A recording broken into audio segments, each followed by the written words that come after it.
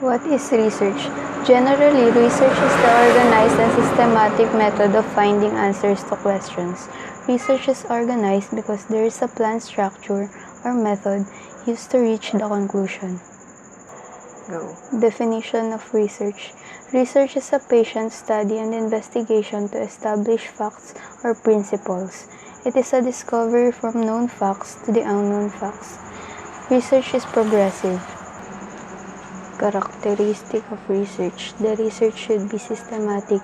It is systematic because it is a process broken up into clear steps that lead to conclusions.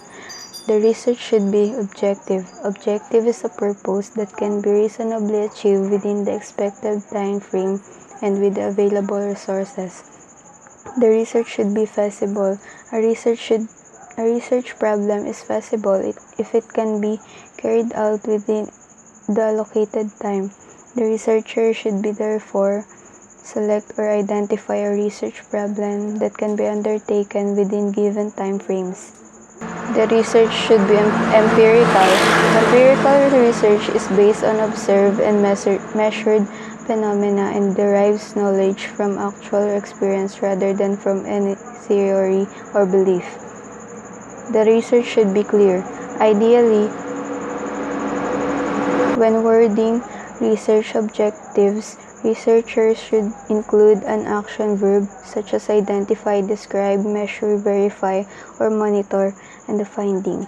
This wording structure helps ensure the objective is as clear as possible. Two methods in conducting a research. Quantitative research is defined as the systematic investigation of phenomena by gathering quantifiable data and performing statistical, mathematical, or computational techniques. Qualitative research allows investigators to develop a deeper understanding of a topic that can be obtained through quantitative research alone. Plagiarism is copying something or someone's work without his or her permission. Importance of ethics in research. Ethics is a requirement for human life. It is our means of deciding of a course of action. Without it, our actions would be random and aimless. There would be no way to work towards a goal because there would be no way to pick between a limitless number of goals. Even with an ethical standard, we may be unable to pursue our goals with the possibility of success.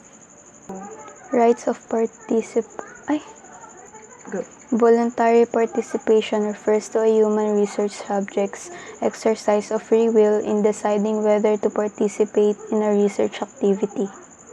Confidentiality refers to a condition in which the researcher knows the identity of a research subject but takes steps to protect that identity from being discovered by others.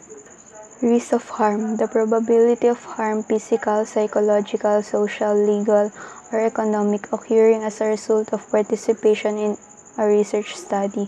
Both the probability and the magnitude of possible harm may vary from minimal to significant. The federal regulation only defines minimal risk.